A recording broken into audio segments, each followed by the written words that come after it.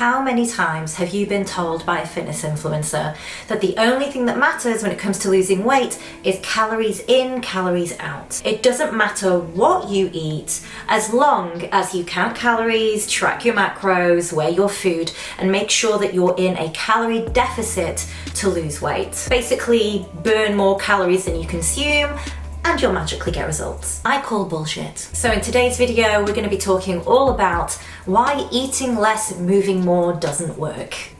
You ready? Let's get into it.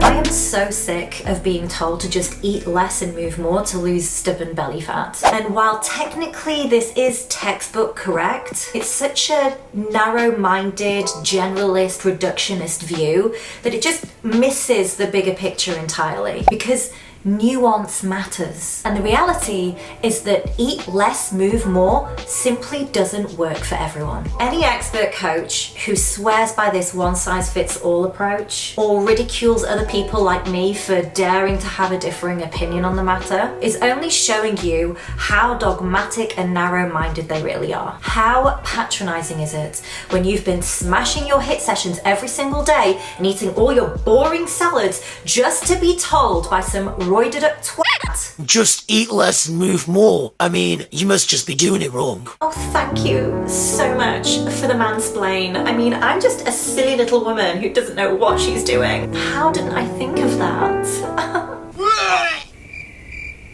In all seriousness, if you relate to this, listen up. Eat less, move more works for simple extremes. I'm going to give you two examples. Number one, if you are very overweight, I'm talking you have 10 plus kilos to lose and you come from a background of not really understanding how to eat healthy, you've never really exercised, you've always made poor lifestyle choices. Yes, simply eating a little bit less and moving a little bit more, for example, cutting out sugary sodas and just doing a little bit more cardio, then yeah, you're gonna get results. Because you're at an extreme end of the health and fitness scale, the simplicity of calories in, calories out is going to get you results to a point. And then at the other end of the extreme, you have athletes, so maybe fitness competitors or CrossFitters or just someone who takes their training very seriously and already has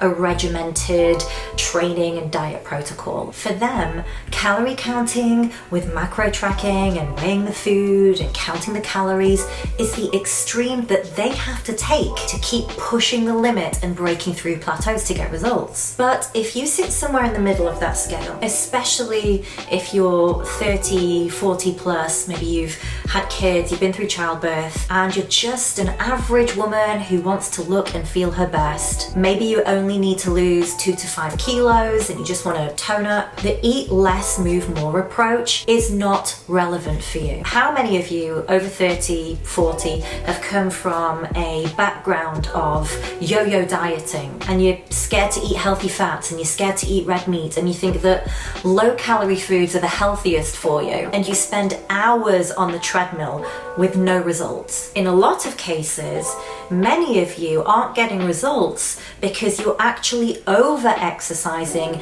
and under eating. Yes, you heard right. You need to eat more and move less. But before you all lose your shit in the comments, let me explain. If you're already at a healthy-ish weight and you kind of sit in that middle of the scale, I basically just mean where you have slightly higher body fat compared to your muscle mass. You need to stop focusing on the goal of losing weight, i.e. stop starving yourself and killing yourself on the treadmill, and instead focus on a new approach, which is actually going to give you the body that you want.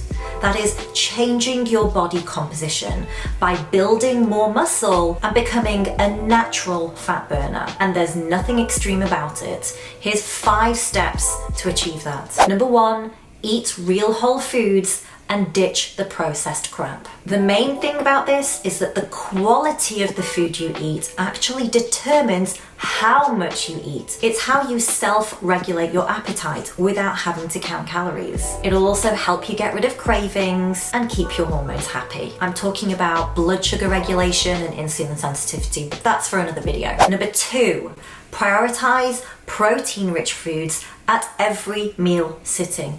And yes, animal sources of protein are best. Don't argue with me. Protein is satiating, it's going to curb your cravings, and it's going to give you the actual nutrients you need in order to build and maintain muscle mass. Super important as you get older, especially from 30 years old and over. As long as you eat enough protein every single day, you can still burn body fat at maintenance level calories, so you don't have to restrict yourself. Number 3, time your energy dense foods around your workouts. I'm talking high carb foods like bread, pasta, potatoes, rice. Meal timing is a really efficient way of fueling your body without having to go to extremes of calorie restriction and weighing your food and tracking your macros or cutting out food groups entirely. Number 4, lift more weights and do less cardio. The sweet spot is 3 weight sessions per week and no more than 2 cardio sessions a week. Keep it short and sweet, between 15 and 30 minutes.